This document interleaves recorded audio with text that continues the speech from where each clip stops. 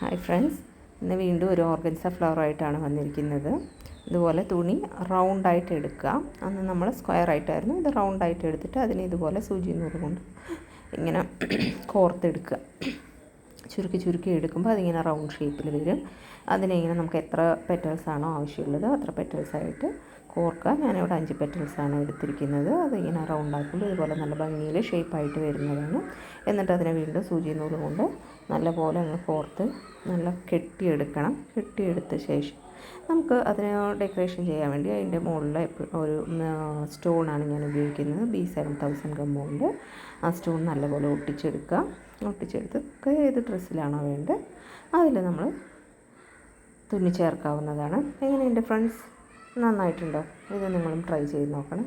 ഇത് നമ്മൾ ഒരു സേഫ്റ്റി പിന്നും ഉണ്ട്. അതിൽ മുകളിൽ ഇങ്ങനെ ഒരു ചെറിയൊരു റിബൺ പോലെ ഇങ്ങനെ കട്ട് ചെയ്ത് വെച്ചിട്ട് അതിലിങ്ങനെ ഗമ്മിട്ട് നമ്മൾ ഒട്ടിച്ചിട്ടുണ്ടെങ്കിൽ നമുക്ക് നമ്മളുടെ ഫ്രോക്കിലോ നമ്മൾ എന്തിലാന്ന് വെച്ച് കഴിഞ്ഞാൽ അതിൽ തുന്നി ചേർക്കേണ്ട ആവശ്യമില്ല. നമുക്ക് ആവശ്യാനുസരണം ഈ പിന്നുകൊണ്ട് നമുക്കതിൽ കുത്തിയെടുക്കാവുന്നതാണ്. വേണ്ടെങ്കിൽ നമുക്ക് അഴിച്ച് വയ്ക്കാവുന്നതാണ്. ഇങ്ങനെയും നിങ്ങളൊന്ന് ട്രൈ ചെയ്ത് നോക്കണം കേട്ടോ.